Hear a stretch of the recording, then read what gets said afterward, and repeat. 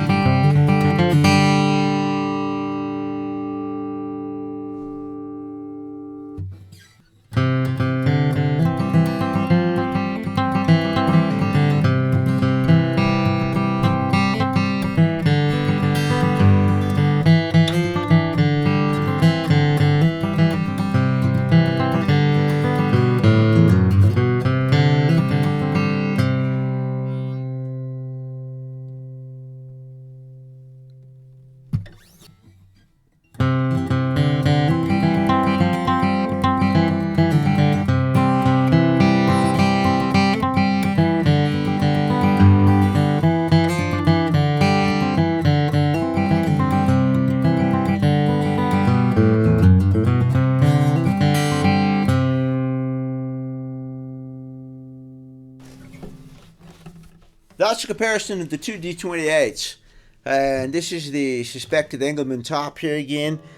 And a couple of observations about this one. Number one, the neck is really skinny up here. It feels more like my original 1973 D28, the Mozilla, which I've sold on, and after making a bunch of modifications and everything. But it had this really thin neck. In fact, this neck feels very much like the 41 Authentic, the D28 1941 Authentic. It's very, very slim right up in here, and it stays slim the whole way. The Shop 73 back here has got a chunkier neck, and that's one of the reasons why I like that guitar so much, because that neck is really good for me. Not that this one's bad, but it's definitely, it feels like that 41 when I grab a hold of it. It's thin here. I'd have to measure it, put some calipers on it, but it does feel a little bit thin. The second thing, it plays great, but I definitely, me as a player sitting here playing it, I definitely hear more sparkle and clarity out of this guitar. The Shop 73 is warmer. It's just what I would characterize as a Sitka spruce top. And this guitar has got something more to it. It's got some more high ends or something.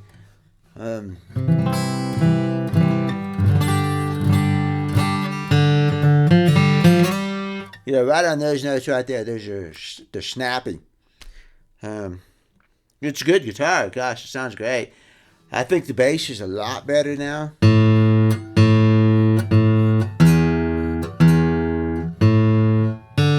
I'm not hearing the nasalness that I heard before, where it's honky, It sounds good now. It's punchy. It's still punchy. That D string sounds great. And the low E sounds really good. I was trying to remember the song I used to play at Crazy Creek, because it was in A and D, and so it was perfect for those A and D strings, Yeah,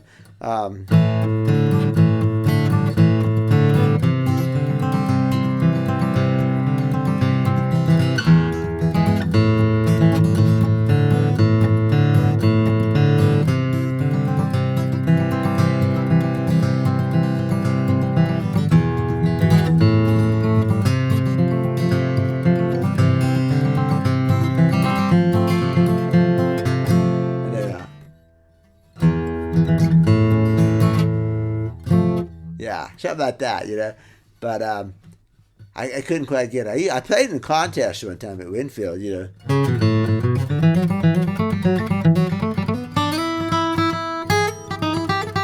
Yeah.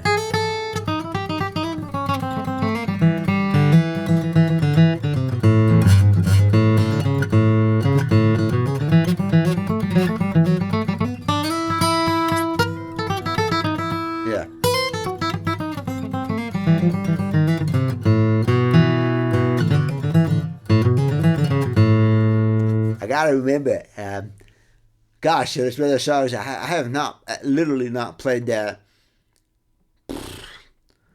5-7 years. I mean, long time. And there's a lot of songs like that I need to pull back up again. And then, let's see.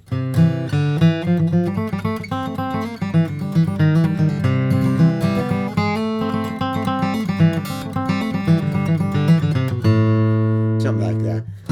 Yeah. Another good song for the A and D's would be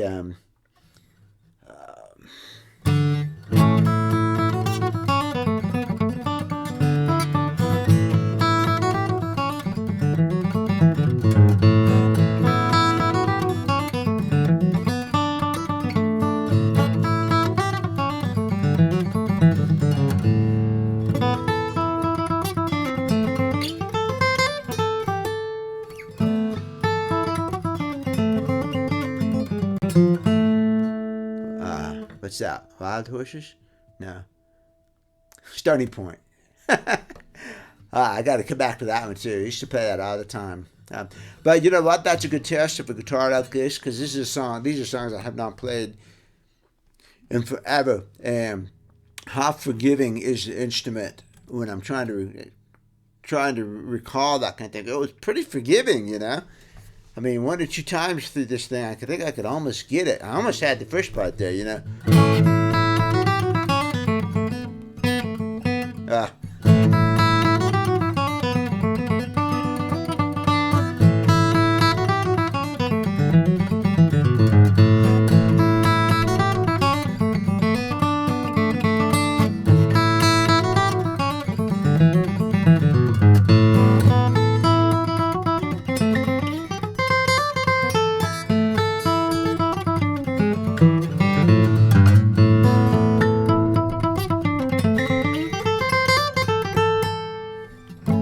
That's how it goes, right?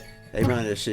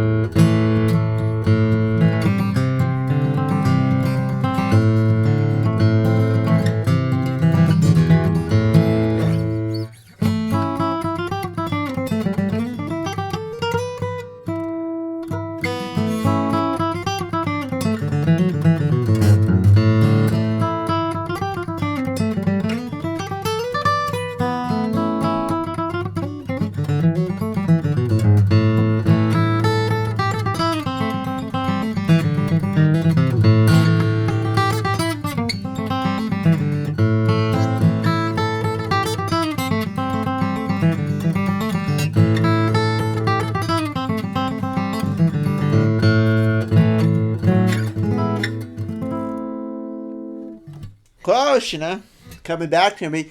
But again, the guitar, the guitar is working with me on this. It's not fighting it. I cannot fight a guitar and something like that. When I'm trying to remember something or improvisation sort of thing, I do not like to fight the guitar. It needs to work with me. This guitar is working really good. So even though I said the neck felt thin, obviously I'm not having any trouble with it. It's really good. In fact, I think coming off of something like the Strat or the Telly over here, this neck would feel great. I mean, I could easily do over the thumb fretting on this thing,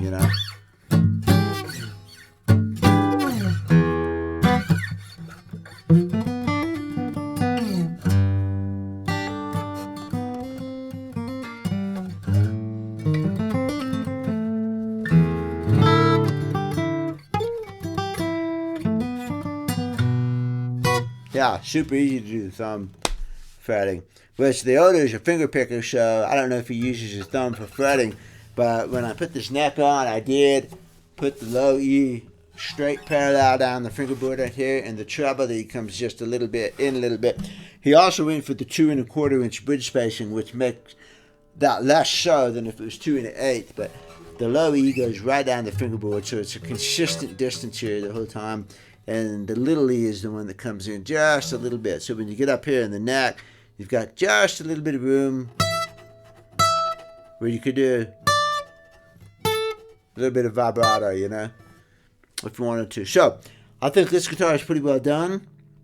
I'm not sure if I'm going to ship it tomorrow or hang on to it for one more week, because I did just scallop the braces, and I think we've got to settle up on the bill and some things like that. But I do think it's done. I'm glad I went ahead and scalloped the braces, because I think that really really helped it, And I waited until I had the guitar strung up to play it a little bit, because it does have a Southeast Asian rosewood bridge plate in it. That's going to give it a little bit more bass to it. The Chopin has that too. But that was going to give it a little bit more bass, a little bit more firmer sound. So I wanted to play it a little bit before I said, yeah, let's scallop it, When I do a maple bridge plate or black locust, I'm almost certain I'm going to scallop it to get that bass, but because the maple and black locust plates tend to be a little bit brighter, so I'm going to want to scallop it to bring some of that low end back in. Anyway, yeah, I'm real happy with this guitar. Certainly taking me a long time, but that's the deal. You ship it to me, it gets done, and it gets done. So. All right, let's get the D35 out. This is 70's D35. We've seen it before several times, and this is one where the owner said that he didn't want to make it into something that it wasn't, but basically just fix the problems. And so that was mostly scooting the bridge back and putting a new bridge plate on it. And that's about it. And then as I went through the videos and stuff, he commented on the fact that in the triage video when I was first evaluating it, I mentioned that it had a little bit too much neck relief, and that I was going to go ahead and take some of that relief out and that sort of thing. And I had actually forgotten about that. But last video, I looked at it and said, God, it's a little bit too much neck relief, you know. It was a little bit stiff for me to play in the mid-range here. So after he commented on that, I said, yeah, I need to do that. So it's got Evo frets on it, and they're in really good shape. So all I did was pull 5 frets and maybe 6 frets. Pulled 6 frets, and then I shaped the fingerboard a little bit right up here in this area using a sanding block to sand it back like this in a curve. And that is a good way to take out excess neck relief on these non-adjustable truss rods. I have a whole video on this, how to adjust relief in a non-adjustable truss rod. And that's what you do. You want to be a little bit careful sometimes because you can't take a lot out or you'll change the fundamental feel of the neck. It'll be thinner. But this is a pretty chunky D35 neck. And I only took off like about 5 thousandths of an inch. I mean, it wasn't much. I dropped the relief from 12 thousandths of an inch down to about 5 thousandths of an inch. So that was the goal. So I reshaped it, and then I put the same frets right back in. Then I went ahead and leveled all the frets, and some of them were pretty unlevel. Leveled them all, and then recrowned them. And the crown is so important. The crown is the curve up at the top of the fret. A lot of guys come in with a file, and they don't go back and recrown, and the frets end up being flat topped like this, and the string will slide and buzz over there. You've got to go in and recrown them and make them like that with a nice arch to the top. Fortunately, these frets were in pretty good shape, and surprisingly, they're Evo frets, and there was a little bit of wear going on up there, which is maybe the first time I've seen that. But, you know, they're still full height frets and everything. I just barely took anything off. I just leveled a few little dips and wibbles that were even inside each individual fret. So one fret kind of went like this maybe. I did notice when I pulled these frets here that whoever refretted it did not use any kind of glue. And with Evo and stainless steel, you really got to do that because they have a tendency to pop back up. And so you get the radius of the fret to match the fingerboard radius very closely, so it help prevent it from popping up. But when I do Evo frets, I use super glue in here, in the slots, and quite a bit of super glue. I mean, I'm going to glue that fret in there. So I glued all the frets that I pulled out, and that lack of glue is one reason why these frets were kind of popping up here and there. I actually went in and tapped a couple of them back down, and then fed a little bit of super glue, real thin super glue, alongside to feed them in there. So, I fixed quite a few little issues on the frets. It weren't major, but, they make a difference between them being really nice and just kind of so-so. So, I did that. I dropped the relief down, like I said, half. So, that's really nice there. I'm putting my finger here on the first fret. I'm putting my finger up here on the 13th fret. And we're using this string as a straight edge. And we've got, 5-6 thousandths of an inch of relief. Consequently, this guitar plays a lot better. It didn't change the 12th fret action too much. Still got the same sound and everything. It made the mid-neck on here so much better because, well, the action's 6 thousandths of an inch lower, you see. So the relief would cause me to go another 6 thousandths of an inch. And that's, 93 thousandths versus 100. I mean, that's pretty significant. That's the difference between being pretty nice and slinky or it's just a little stiff. And that's what I felt when I played this. I thought, well, it's just a little stiff. So I'm glad the owner brought that to my attention. And that's a lot of the reason I do the triage videos where I evaluate the guitars beforehand. I've got a record of it, Helps me remember, especially now when I'm having trouble remembering things. Got a lot going on here. So, all right. The D35. I'm not going to bother comparing it to the 28 because it's just too different. It's still got the stock tuners and it's still got a lot of stock stuff on it. So it's good. But what I am going to do is show you how much better it plays here in the midsection of the neck. So.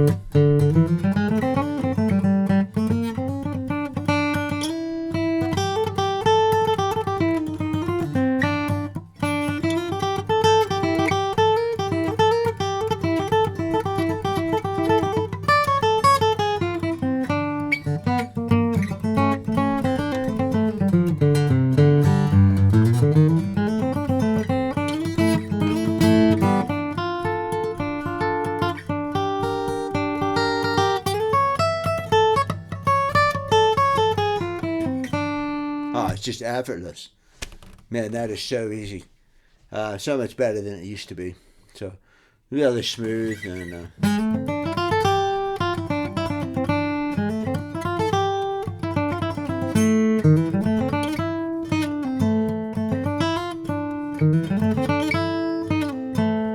this is the hard lick. So let's see. Yeah.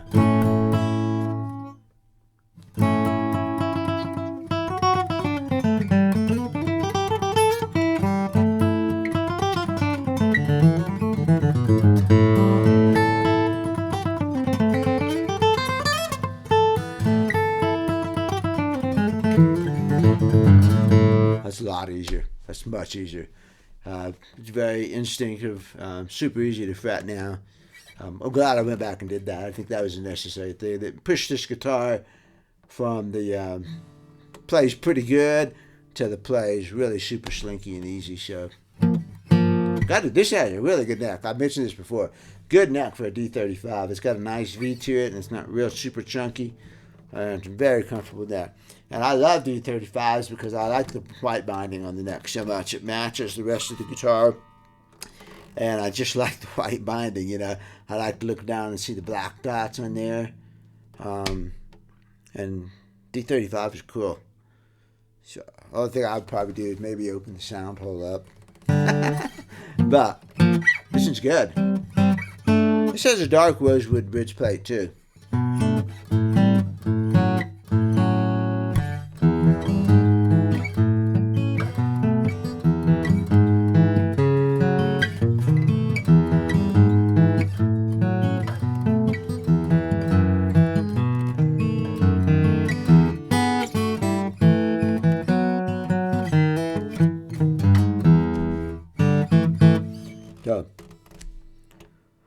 Okay, I think this should be ready to go.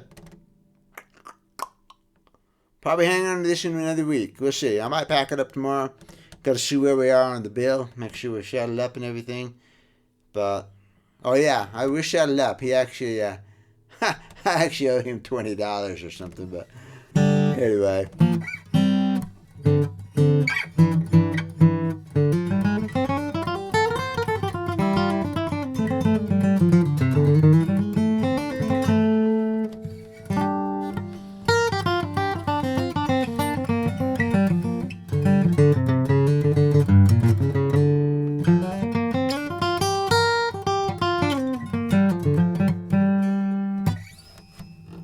Pretty good. See you later.